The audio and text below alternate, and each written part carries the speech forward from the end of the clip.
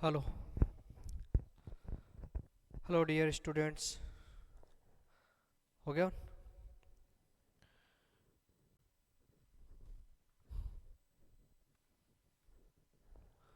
Hello hello and welcome dear students. Radha Swami academy के इस educational platform पर आपका फिर से एक बार हार्दिक स्वागत है। हाँ, कल कहाँ तक पढ़ लिया था भाई हमने? कल थोड़ा टेक्निकल इश्यू हो गया था, तो वो फॉर्मूला हमारा बीच में रह गया था। हम डिराइव कर रहे थे मिरर फॉर्मूला, और मिरर फॉर्मूला आपको पता है क्या होता है? 1/f=1/v प्लस में 1/u। और ये फॉर्मूला मोस्ट इंपॉर्टेंट है, एग्जाम में पता नहीं कितनी बार आ चुका है, तो इस पे आप ट्रिपल स्टार लगा लो। ये लगभग आता ही आता है, मिरर फॉर्मूला।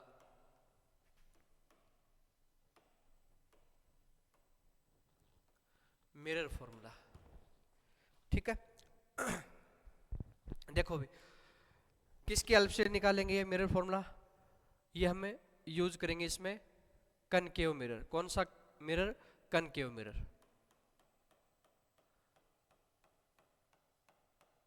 देखो इसमें मैं आपको एक एक लाइन लिखवाने की जरूरी नहीं है कि let we have a concave mirror, ऐसा करने की कोई ज़रूरी नहीं है। हम डायरेक्ट इसको समझने की कोशिश करेंगे, और बाकी जो भी मटेरियल होगा हमें क्लास में, जो भी इसका लैंग्वेज वगैरह होगी, वो पीडीएफ के थ्रू अपलोड कर देंगे, ठीक है। देखो पोल पी है, ये इसका सेंटर या फोकस एफ है, और ये इसका सेंटर पी है।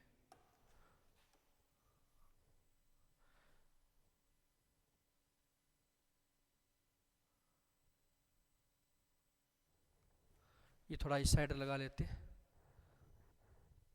देखो हम ऑब्जेक्ट कंसिडर करेंगे बियॉन्ड सी वाला, और बियॉन्ड सी वाली कौन सी कंडीशन होती है? इस कंडीशन में जो भी इमेज बनेगा वो कहाँ पे बनेगा? सी और एफ के बिटवीन बनेगा, सी और एफ के बिटवीन बनेगा, ठीक है। एक रेज ये आ गई, और दूसरी रेज है ना, हम कौन सी यूज करेंगे इसमें? ये पोल वाली यूज करेंगे। तो कोई ऑब्जेक्ट की रेज यदि पोल पे गिरती है तो वापस उसी एंगल से आती है जिस एंगल से ये पोल पे इंसिडेंट हुई थी, ठीक है। अब देखो ये हाइट कितनी है ऑब्जेक्ट की? h, और ये height of image h dash कितनी है? h dash.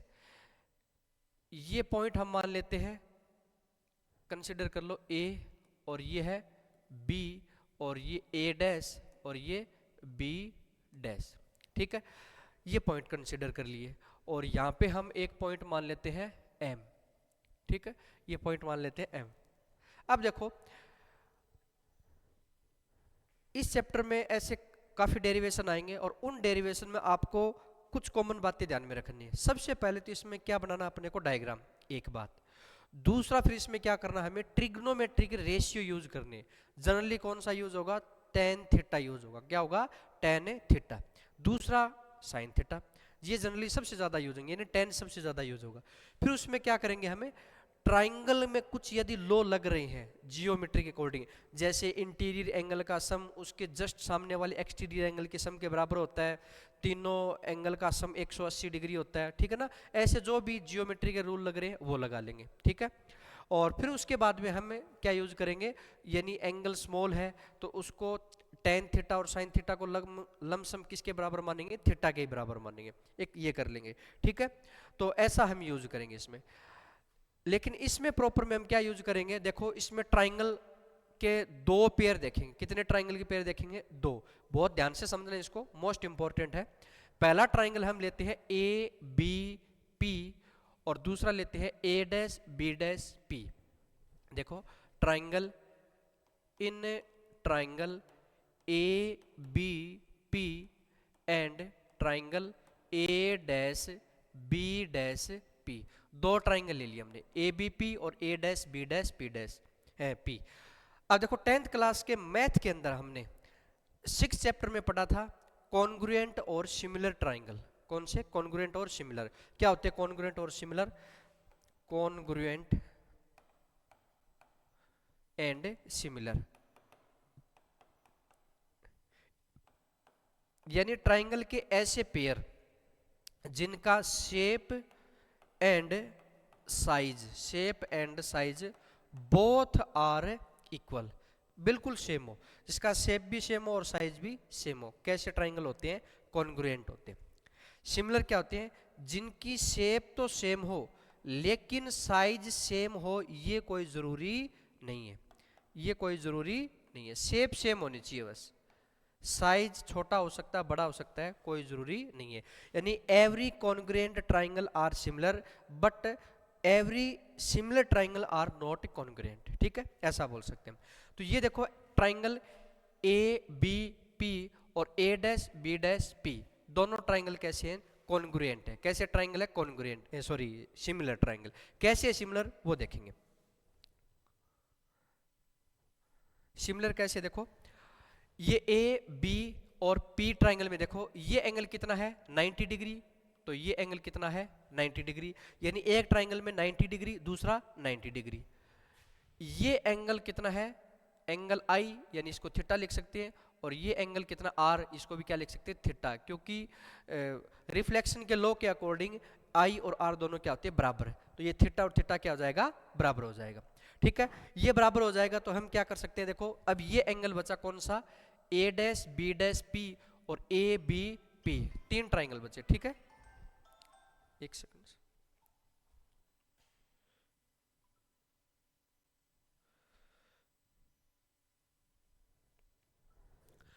देखो ए डैश, हाँ, तो ये एंगल और ये एंगल भी दोनों क्या हो जाएंगे? बराबर हो जाएंगे। यानी दो एंगल बराबर हो गए, इसका मीनिंग वो ट्राइंगल कैसा प्रूव हो जाएगा? सिमिलर हो जाएगा, ठीक है ना। तीसरा ऑटोमेटिक ही हो जाएगा, ठीक है। अब देखो जो भी सिमिलर ट्राइंगल होते हैं ना, उसका रूल क्या होता है कि उनकी कोरेस्पॉन्डिंग साइड का रेशियो हमेशा क्या होता है? बराबर होता है। कोरेस्पॉन्डिंग साइड का रेशियो हमेशा क्या होता है? बराबर होता है। कैसे? देखो 90 डिग्री और थीटा, ये एक साइड है कौन सी? ए और पी, और यहाँ पे 90 डिग्री और थीटा पे कौन सी साइड है? ए डैश और पी। यानी ये दोनों साइड क्या होंगे? इस साइड के अपोन में ये साइड लगा दो, यानी छोटे वाले ट्राइंगल की ए डैश पी साइड और बड़े वाले ट्राइंगल की ए पी साइड, दोनों का रेशियो इसी के कोरिस्पोंडिंग। कोरिस्पोंडिंग कैसे? देखो यहाँ पे 90 डिग्री बन रहा है, यहाँ पे 90 डिग्री बन रहा है, तो ये साइड कोरिस्पोंडिंग हो जाएगी। यहाँ पे थीटा बन रहा है, यहाँ पे थीटा बन रहा है, तो ये वाली साइड और ये वाली साइड कॉन्ग्रुएंट हो जाएगी, सॉरी रेशियो में आ जाएगी, और ये साइड और ये साइड आ जाएगी। यानी साइड वो यूज करनी है जिसके एंगल हमेशा क्या हो? बराबर हो। देखो साइड ए और बी है ना, इसमें ये एंगल 90 डिग्री है और ये एंगल मान लेते कितना है? 90 माइनस थीटा, क्योंकि ये थीटा है, ये 90, तो ये 90 माइनस थीटा बचेगा, और ये भी कितना बचेगा? 90 माइनस थीटा। तो 90 माइनस थीटा, 90 माइनस थीटा, 90 90, इसका मीनिंग ये ए बी साइड और A dash B dash side क्या होगी? कॉन्ग्रुएंट, सॉरी कॉरेस्पॉन्डिंग होगी। और ए डैश पी और ए पी ये भी क्या होगी? कॉरेस्पॉन्डिंग होगी, क्योंकि ये 90 डिग्री, ये थीटा, ये 90 डिग्री और ये थीटा, ठीक है।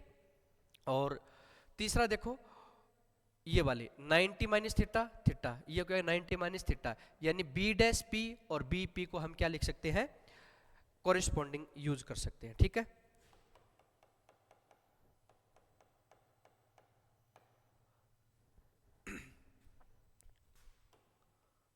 अब देखो पहले कौन सा ट्राइंगल लेते हैं? छोटे वाला ट्राइंगल ले लेते हैं, उसके अपोन में कौन सा ले लेते हैं? बड़े वाला ट्राइंगल।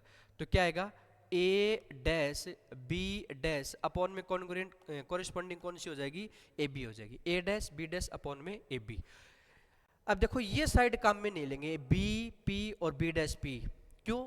क्योंकि ये मिरर में इसका कोई रोल नहीं होता। क्यों नहीं होता? क्योंकि देखो ये तो हाइट है ऑब्जेक्ट की और ये हाइट है इमेज की, काम में आ जाएगी। ये डिस्टेंस किसकी है? ऑब्जेक्ट की, और ये डिस्टेंस किसकी है?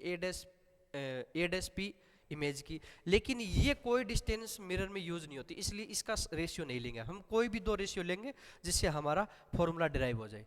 दूसरा हम कौन सा लेंगे? छोटे वाले ट्राइंगल का लेंगे पहले, बी ए डैश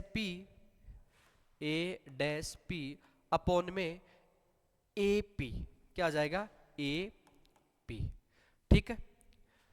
अब देखो इक्वेशन नंबर 1, दूसरा ट्राइंगल देखो, इन ट्राइंगल, दो ट्राइंगल बनाएंगे हम। देखो एक पेयर तो ये बन गया, एक और ये, और अब एक पेयर देखो कहां पे है। अब देखो एक ट्राइंगल तो ये है, कौन सा, A dash B dash F, और इसके जस्ट सामने एक ट्राइंगल और है, ये M P M F P. देखो ये साइड होती है लमसम यहाँ पे आती है। अब ये साइड और ये साइड के बीच में जो गैप है ना, इसको क्या मानते हैं हम, नेग्लेक्ट मानते हैं, यानी बहुत न के बराबर मानते हैं। इसलिए ये यहाँ पे जो पॉइंट आ गया ना, वो इसके ऊपर ही मानेंगे, तो ये साइड क्या हो जाएगी, लगभग सीधी ही कंसीडर करेंगे, एकदम स्ट्रेट लाइन कंसीडर करेंगे। ठीक है, तो दो ट्राइंगल कौन से हो गए, A dash B dash F और एम एफ पी, कौन से हो जाएंगे। देखो इन triangle A dash B dash F and triangle M F P, इन ट्राइंगल एम एफ पी।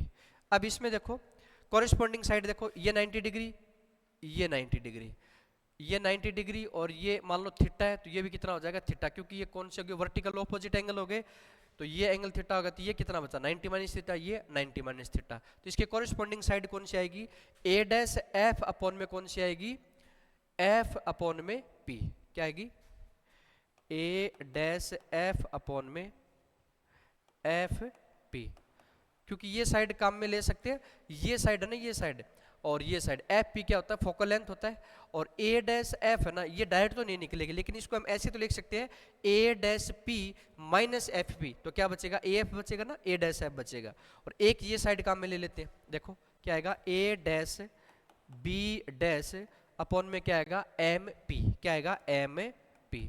अब देखो ये एम पी है, क्या है, ये एम पी, और ये क्या है, ए बी, दोनों बराबर होंगे, क्यों, क्योंकि ये लाइन पैरेलल है ना, तो ये गैप हमेशा क्या रहेगा, बराबर रहेगा। तो हम एमपी को क्या लिख सकते हैं, ए बी लिख सकते हैं, क्या लिख सकते हैं, ए बी लिख सकते हैं। तो यहाँ पे एमपी को हटा के हम क्या यूज करेंगे, ए बी यूज करेंगे, क्या यूज करेंगे, ए बी। ठीक है ना, वैसे तो एक स्टेप और लिख सकते हो आप, लेकिन मैं समझाने के लिए लिख देता हूँ, यहाँ पे क्या आएगा, ए बी आएगा। ठीक है, अब देखो equation second, compare equation second, first and second. First और सेकंड को आप क्या लिख सकते हो, देखो ये साइड और ये दोनों बराबर है, इसका मीनिंग ये और ये आपस में क्या है, बराबर है, ये दोनों क्या हो जाएंगे, बराबर हो जाएंगे। तो इसको लिख दो, थोड़ा सा इसको ऊपर कर लेते, देखो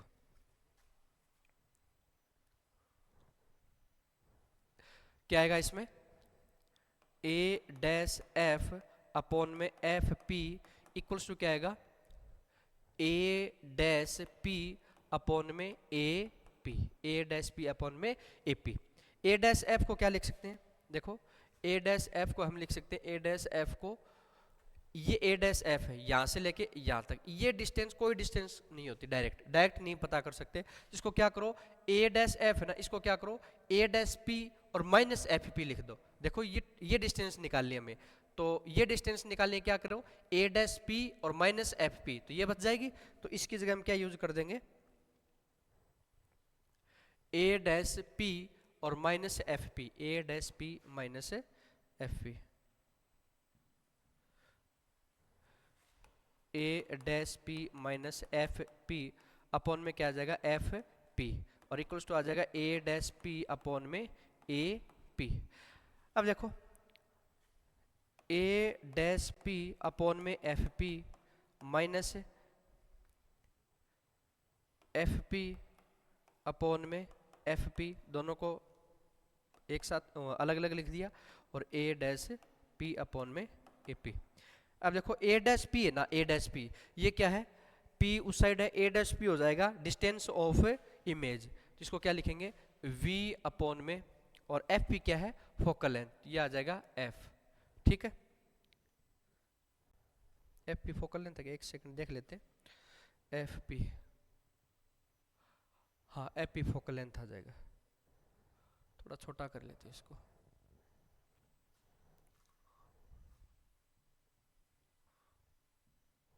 अब देखो A dash P, A dash P, A dash V हो जाएगा और एफ पी क्या हो जाएगा, फोकल लेंथ हो जाएगा, माइनस में एफ पी अपॉन में एफ पी क्या हो जाएगा, 1 हो जाएगा। और ए डैश पी क्या है, वी है, और अपॉन में एपी, अपॉन में एपी, एपी क्या है, ए से लेके पी यानी यू है। ठीक है, यहां पे देखो v से दोनों को डिवाइड करेंगे, क्यों करेंगे, क्योंकि हमें पहले से पता है क्या निकालना, मिरर फॉर्मूला। एक थोड़ा इसको सूटेबल तरीके से लिखना है, v से डिवाइड करेंगे तो ये क्या बचेगा 1 अपॉन एफ, ये -1 अपॉन वी, और ये क्या बचेगा 1 अपॉन यू, क्या बचेगा 1 अपॉन यू बचेगा। ठीक है, ये माइनस का है, उस साइड जाके किसका हो जाएगा, प्लस का, तो 1 upon F equals to 1 upon V plus 1 upon U. ये क्या हो गया हमारा मिरर फॉर्मूला हो गया। क्या हो गया, मिरर फॉर्मूला। बहुत इंपॉर्टेंट है भाई, यदि ये फॉर्मूला आपने तैयार नहीं किया तो मान के चलो कि आपके इसमें बड़ा क्वेश्चन आता है एक डेरिवेशन का, वो क्या पता मिस हो जाए। आता है जनरली ये आता है, एक आगे स्फेरिकल सरफेस से एक रिफ्लेक्शन आता है, वो आता है रिफ्रैक्शन, प्रिज्म वाला भी आ जाता है, और एक इंस्ट्रूमेंट में से एक क्वेश्चन आ जाता है। तो अच्छे से तैयार करना है, इसमें 3-4 क्वेश्चन ऐसे हैं जो मोस्ट रिपीटेड क्वेश्चन है, और सबसे ज्यादा ये वाला है। ठीक है, अच्छे से तैयार करना है इसको, ट्रिपल स्टार। ठीक है, अब देखो, अब यहीं से हम क्या बनाएंगे, मैग्निफिकेशन का फॉर्मूला बनाएंगे। किसका फॉर्मूला बनाएंगे, मैग्निफिकेशन। होता क्या है मैग्निफिकेशन, मैग्निफिकेशन, मैग्निफिकेशन का मीनिंग होता है, इसको एम से डिनोट करते हैं, यानी साइज ऑफ इमेज अपॉन में साइज ऑफ ऑब्जेक्ट, ये होता है मैग्निफिकेशन का फॉर्मूला। अब मैग्निफिकेशन वैसे कितने टाइप के होते हैं, 2 टाइप के होते हैं। कितने टाइप के, 2 टाइप के। एक तो होता है लीनियर मैग्निफिकेशन, कौन सा होता है, लीनियर, और एक होता है एंगुलर, कौन सा, एंगुलर। तो पहले हम कौन सा पढ़ेंगे, लीनियर वाला पढ़ेंगे, एंगुलर वाला आएगा बाद में तब बताएंगे। ठीक है ना, एंगुलर वाला बाद में बताएंगे, पहले कौन सा पढ़ेंगे, हमें लीनियर वाला पढ़ेंगे।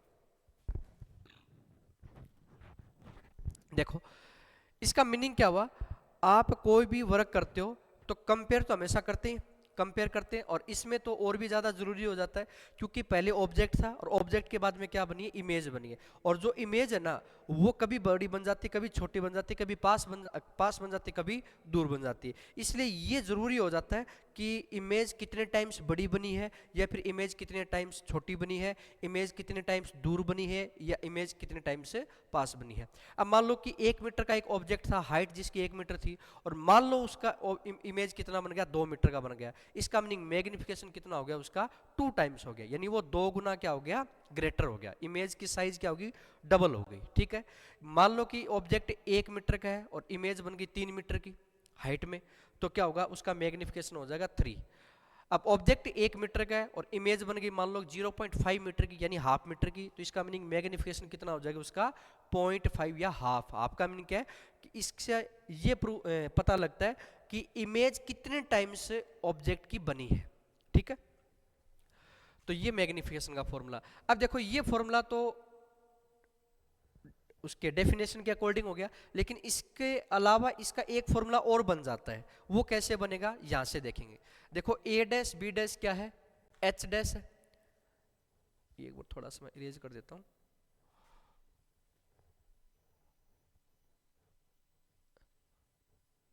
यहां पे देखो, देखो ये ए डैश बी डैश क्या है, एच डैश, और अपॉन में क्या है, एच। ए डैश पी को क्या लिखते हैं, हम वी लिखते हैं, और ए पी को हम क्या लिखते हैं, यू लिखते हैं। क्या लिखते हैं, यू लिखते हैं। ठीक है, अब देखो एच डैश और एच अपॉन में आ गया, और ये फॉर्मूला किसका, एम का, तो इसका मीनिंग ये भी किसके बराबर हो गया, एम के, यानी वी अपॉन में यू भी किसके बराबर हो गया, एम के बराबर हो गया। किसके बराबर हो गया, एम के बराबर हो गया। ठीक है, अब देखो इसमें लेकिन एक साइन एक्स्ट्रा आता है, किसका, माइनस का। किसका आता है, माइनस का। कैसे आया वो देखो, एच डैश देखो कार्टेशियन मैंने आपको बता दिया था, एच डैश कहां पे बन रहा है, नीचे की साइड, इसका मीनिंग किसका आएगा, माइनस का, तो यहाँ पे क्या लगाएंगे हमें, माइनस। एक बार ये छोड़ दो, ये वाला छोड़ दो एक बार, इसको ये अभी प्रूव हो जाएगा। देखो कैसे, एच डैश किसका है, प्लस का, एच डैश किसका आएगा, माइनस का, और एच किसका आएगा, प्लस का। v लेफ्ट साइड बन रहा है तब तो किसका आएगा, माइनस का, और राइट साइड बन रहा है तो किसका आएगा, प्लस का। लेकिन हमने जो डेरिवेशन किया ना उसमें v किस साइड बन रहा है, लेफ्ट साइड बन रहा है, तो ये किसका आएगा, माइनस का, और u हमेशा माइनस का आता ही है, तो ये माइनस माइनस तो क्या हो जाएगा, प्लस, लेकिन ये वाला माइनस उस साइड जाएगा तो यहाँ पे क्या आ जाएगा, ओवरऑल माइनस ही आएगा। क्या आएगा, देखो ये सारे हट के लास्ट में रिजल्ट क्या आएगा इसका, यहाँ पे माइनस ही आएगा, ठीक है ना। तो यहाँ पे कितना आ जाएगा, माइनस आ जाएगा। तो ओवरऑल फॉर्मूला क्या बना फिर, ओवरऑल फॉर्मूला देखो, m equals to H dash upon में h माइनस v अपॉन में u। ये टोटल फॉर्मूला किसका बन गया, मैग्निफिकेशन का बन गया। किसका बन गया, मैग्निफिकेशन का, ठीक है। तो ये हमारा टॉपिक कंप्लीट। अब देखो इसमें हमने उसमें कार्टेशियन रखा नहीं था, उसमें रख सकते हैं, लेकिन वो फॉर्मूला पहले ही बन गया तो इसलिए कार्टेशियन नहीं रखा, रखेंगे तो उसमें भी सही हो जाएगा। देखो कैसे, हमारा फॉर्मूला वापस लिख लेते हैं, चलो। फॉर्मूला क्या था, लास्ट में हमारा ये आया था 1/f equals to 1/v plus 1/u। अब ये फॉर्मूला बन गया, यदि नहीं बनता ना, एक सेकंड,